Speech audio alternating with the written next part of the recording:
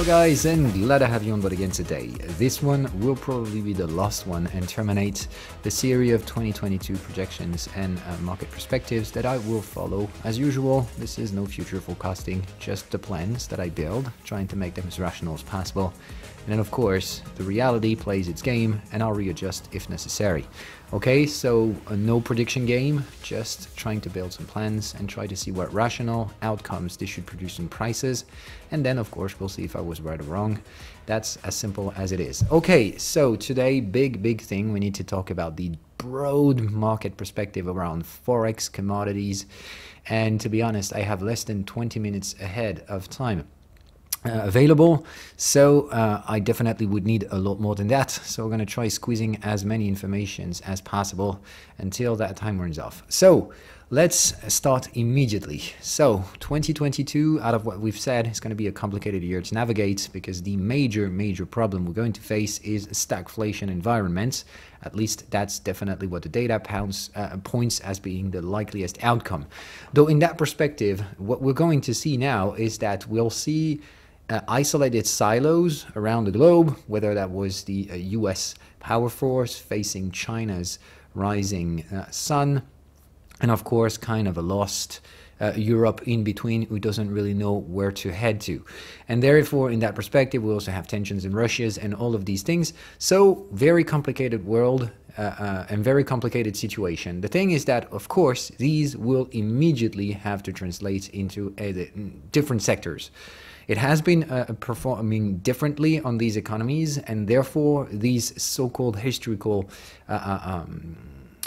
friendship that there was between some central bankers and of some kinds, in which, well, anyhow and anyway, we don't try to go too much further down the road of our own monetary policies to do not necessarily cause some others problems, because of course all of these things are interconnected. There was kind of a broad consensus that central bankers would have to work all together. These things will probably blow off in 2022, starting the official currency war that has basically started a couple of years ago when or even 3 to 4 years ago, when Trump decided its war against China, in which they immediately translated that into an economic war and currency war between the two countries. But as these two big isolated fighting silos, which have different visions of societies and futures, definitely will fight themselves in this economical ground states and monetary policy state.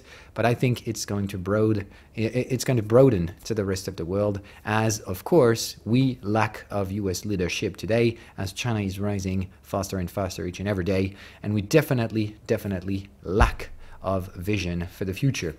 They do have some kind of vision. Of course, Europe doesn't agree with that, and US certainly did not as well. But the thing is that US certainly do not shine as it used to be in the past. Dollar is debunking at a crazy pace, and we hardly can see and imagine how it's going to be turning different in the future. Though that's the first element we're going to have to argue about, because we need to set some ground basis to understand what the true value of dollar debunking actually truly is. Because if you look at Forex, you'll see that, well, boy, the dollar has been very strong since COVID, even though money printing in the US has been in the craziest pace worldwide. No other country worldwide has gone to so much money printing post-COVID than the US did. Of course, they had room to do it, because before the pandemic, the US was lagging in terms of national debt to GDP ratio. And in that perspective, they had some room to go faster in terms of money printing. And, well, oh boy, they definitely did. Way more than I even thought they could do some point. So they definitely have pushed way too fast on the money printing, which has forced the Fed then to kind of having this stupid transitory argument, which has, and I always stand for this, made terrible mistakes. The Fed should have stopped QE by April last year or something, April to June, which means we should be 6 months into a normalized monetary policy in terms of QE. And as they did not, now they have to do it all in the same time, meaning that they have to cut QE and rise interest rates all in the same time. And this will cause a lot of troubles. The first one being that it will flush out the entire expectations for growth, because most of the actual revenues will be shifted to debt burden at some point for over-indebted companies in the US. So there is a serious problem of leverage debt in the US, and this is going to blow off at some point, but not now. We've talked about that. The deflationary pressures are very likely going to happen in late 2025 down to 2028 or something. That's what we've assessed in the previous video when we talked about broad market economic confidence models with Armstrong's exchanges. And though in that perspective, this is an assessment, but I assess that the problems will not ripple out until a few years from now. So what we're going to get in between is this economical war that will, I think, definitely translate very violently and visibly, finally, into the Forex market. So there is going to be a hell of a fight in between central bankers on who is going to raise interest rates faster than the other and so on. And there will be massive capital flows in between those isolated silos. There's not going to be international cooperation in terms of monetary policy. I wouldn't definitely be like to work at the IMF within the next couple of years. So this is the ground state basis that I think is down the road.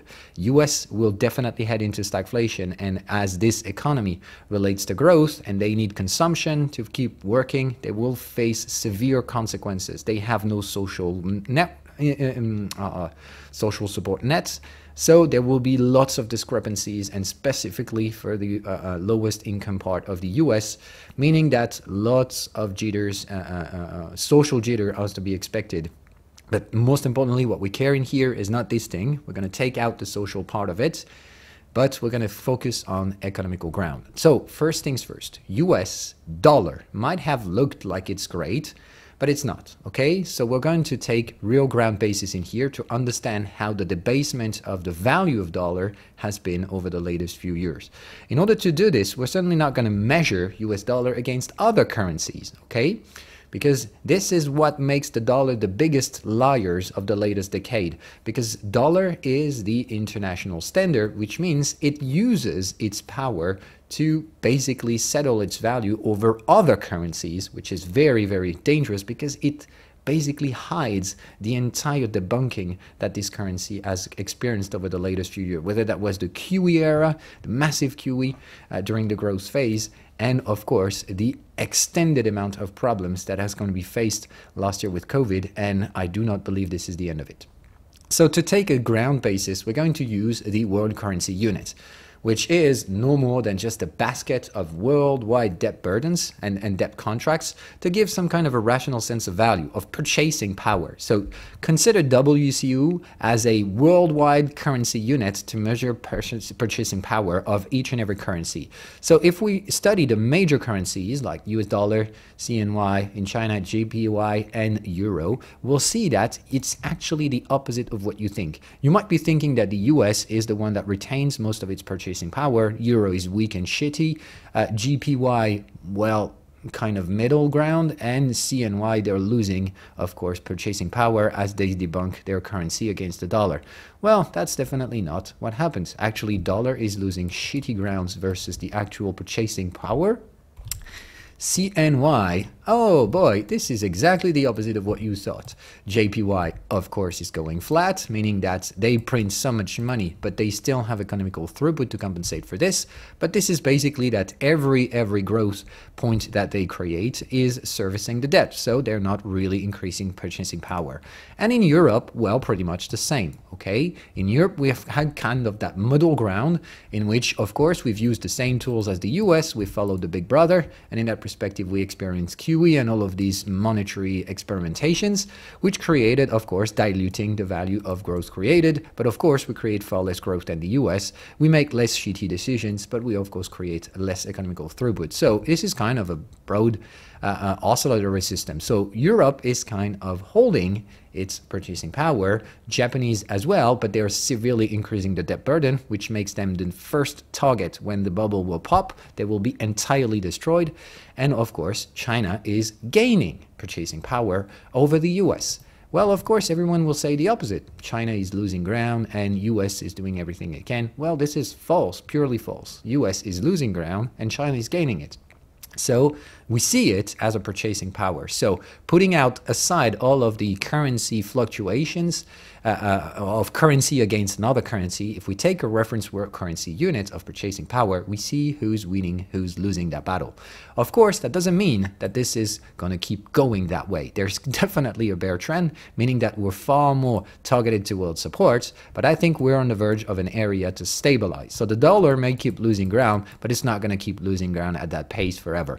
We're pretty much at the bottom of a range, so dollar is keep losing currency value, and it's probably going to keep doing so, but it's not going to end up that way forever. Okay, so US is going to build its bottom and try to finally use, like I said, US is going to fight against China, not in the hidden grounds of whatever that is, a political territory. This is going to be an economical currency war that's going to start in 2022, and it's going to be very much visible for everyone, because US will going to have to stop that trend, and they will have to do it violently by trying to, of course, rise interest rates aggressively and all of these things, meaning that the dollar will have to regain value.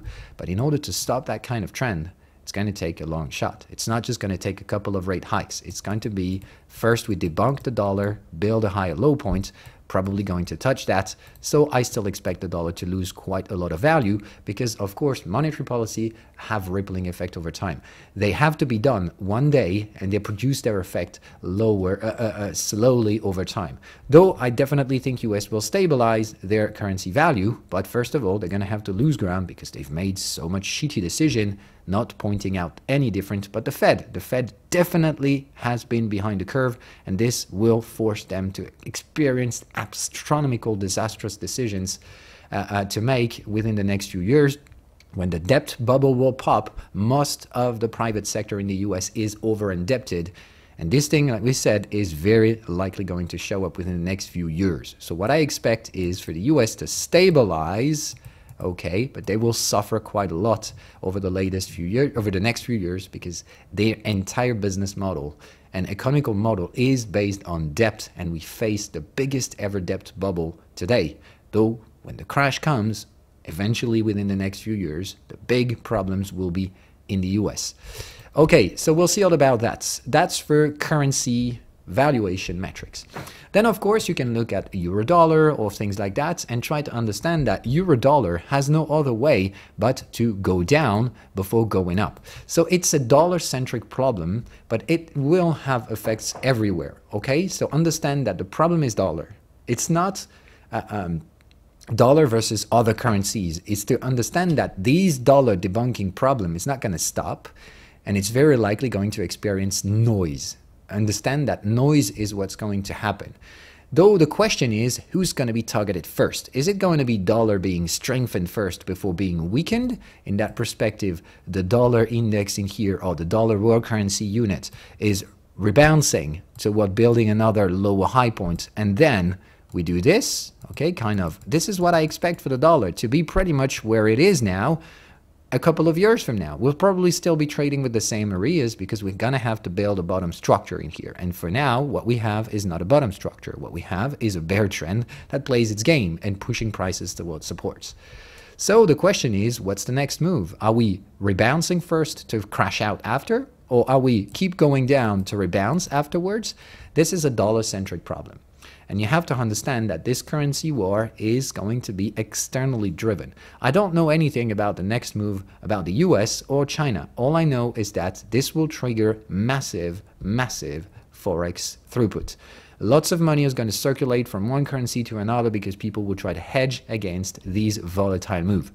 But what I personally think is that the dollar is still to buy, but it has to be bought in much cheaper currency value. Though in that perspective, I still expect the dollar to keep going down, even with the Fed rising interest rates and stuff like that. I think we're going to get that delayed effect. Dollar will lose value even if the Fed goes aggressive, which will be and sound totally counterintuitive.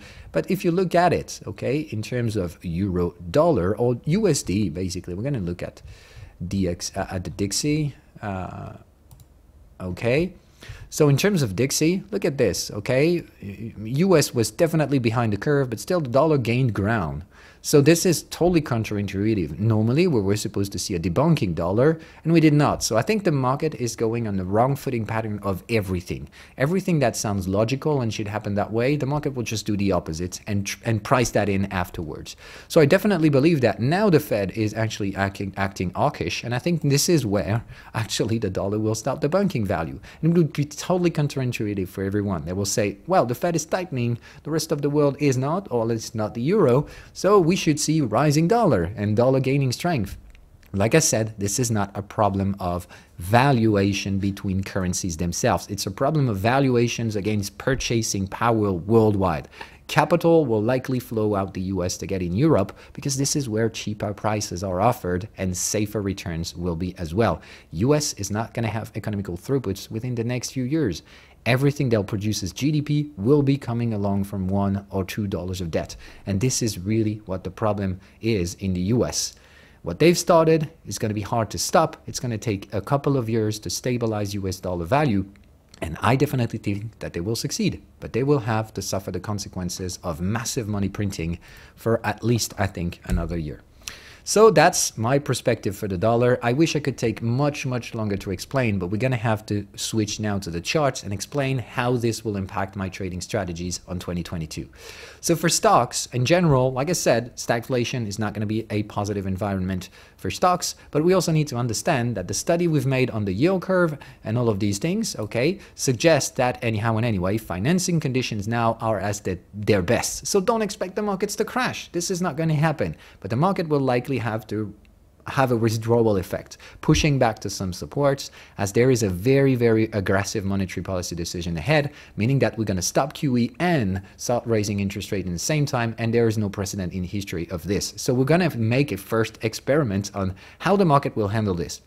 And you know, the markets are stupidly volatile and stupidly emotional now due to lots of retail traders who jumped in recently. So in that perspective, I think kind of a withdrawal effect of small mini crashes are going to happen here and there. And I also still point out to the very dangerous Apple situation in which everyone says it looks great, the latest earnings release are good, whatever. Yeah, look at growth, because the market pays attention to earnings growth, and earnings growth is slowing down. So next quarter better have to be making more profits than a year ago, because on a year-to-year basis, growth is slowing down, and when the prices is totally bullish, not gonna be a pretty situation for the next quarter on Apple. So I would be cautious on this one, and like I've always said, lots of the market confidence in the US relates now solely on Apple.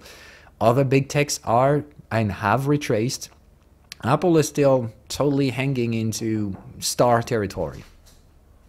So to put it plain simple, the thing is that we have extraordinary great kind of financial conditions. They may reverse to the mean pretty rapidly due to the rapid action of the Fed and huge reversion from very accommodative to at least neutral or even a bit hawkish. Though in that perspective, the stock market will very likely have and suffer a withdrawal effect. But normally, prices should stabilize, because remember what we've studied with the yield curve. Normally after a yield reversion or after these reversion out of accommodative financial policies, all of these probabilities means that the prices will keep having an upside pace, because we'll get stagflation, meaning that it will still be high level of inflation, and the best hedges against that is going to be looking for the very little amount of growth that the economy will produce. So are we going to get a crash in growth sectors? Definitely do not think that's going to happen. Are we going to get a massive withdrawal pullback effect? Yes, very likely. So I'm still looking for growth in 2022 and growth stocks, because growth will be there, but it's going to be very much compensated by high level of inflation, meaning that if you do not participate in the market and if you do not try to grasp that growth, and even though limited it's going to be, well, you're going to suffer inflation, meaning debunked currency will hit you harder than you think, because the CPI numbers are nothing but absolute big lies. Definitely not at 6% inflation a year. In the US, we're pretty much closer to 15 for the real world burden of currency debasement. And it's not going to stop. It's going to slow down eventually in 2022, but it's going to keep picking up in 2023 afterwards. anyway, as we get closer to the big debt burden that the US has on the private sector, the bigger the problem will be with financial devaluation of dollars. Okay, then when it comes to cryptocurrencies, the biggest problem of all for us is the fact that as long as the dollar do not decide which way it's going to start going first, is it going to rebound and then crash, or is it going to do the opposite word? In that perspective, crashing first, going back to the supports we've talked about in terms of purchasing power, and then rebounding. We do not know anything about that, but it's going to be the entire driven market for 2022, which makes that year absolutely unpredictable and absolutely horrific to navigate for speculators, because it mostly depends on what the dollar will do. If the dollar first debunk itself and lose value against other currencies, then of course cryptos will be the first one to profit from this. If on the opposite hand, we get the other effect, the dollar first going up as the Fed tightens, and then we'll see that these effects are very short-lived, and then the market reverses to hit back against supports. And in that perspective, first cryptos will crash the shit out of them, and then they will surge when the dollar will reverse. So it's all a dollar-centric problem. Dollar has been facing this volatility boundary we've talked about in previous podcasts, so you have to understand that we have now given a negative rejection and still 1 day to close this, but these kinds of candles, not pretty. So right now I'm still having some favorable outcomes for dollar being devaluated first before huge rebounds, probably in the second part of that year. I still don't know. So earlier that year, I still remain positive for cryptos, neutral stance for stocks. I don't think they're going to crash the shit out of them as long as dollar is debunking, because of course the relative dollar value of these US stocks will have to rise. So I think the value, the outcome that you'll get holding US stocks in your portfolio is not going to be positive, because you're going to lose the potential gains you make in dollars by the dollar valuation going down. So for an external investor from out of the US, investing in US stocks is not going to be profitable this year. I don't think it's going to be, because either way around, it's not going to make money. If the dollar goes up, the valuations will go down. So 1-to-1, you're going to lose money, or at least not making any. On the other hand, if the dollar goes down, then the valuations will go up, but you'll lose that dollar value. So it's really that simple. You have to understand that investing in US stocks is not going to make profits unless you found the actual growth potential that will be there, limited but there, and you find it at appropriate prices. Reason why tech stocks will very likely suffer withdrawal effects, but they will still be supported out of weekly to monthly supportive areas. So wait for these prices, but still support growth in the US, but pay attention to what prices you're paying for. Same thing goes along for cryptos. Don't buy cryptos with leverage, because you don't know anything. If we start going with a bullish dollar for that year, then cryptos will bleed the fuck out. But of course, that doesn't mean they're losing value. They just mean that what they're losing is relative value to dollar for a short-lived period. And then when the dollar will finally reverse, they will surge against dollar value, because they will get both the rising values of their trends for the good cryptos, of course, and they will also have to increase their value relative to a debunked dollar. That is what I have in store for 2022. Looking at the dollar very closely, and when it tells the story, is it actually going to reverse out of this area? And all that I have in front of me suggests it is a very likely probability. Then normally stocks should stabilize after potentially a withdrawal effect on tech sectors specifically. Cryptos should keep maintaining their values over the weekly and monthly supportive areas, and then reinstate their bullish trends against dollar and regain value. So yes, crypto I think is going to be the most profitable asset in terms of value returns, taking away the currency fluctuations. I think this is where growth is at its highest, and I think this is where the safest rewards will be. That doesn't mean this comes out of risks. That just says that there was always risk, but I think cryptos are the assets of 2022. All right, that being said, I wish you guys a pleasant day. I'm terminated finally with that sequence. So have a nice year. We'll readjust if things give us information one way or the other. I'll update the plans as time passes throughout the daily updates. Bye, guys.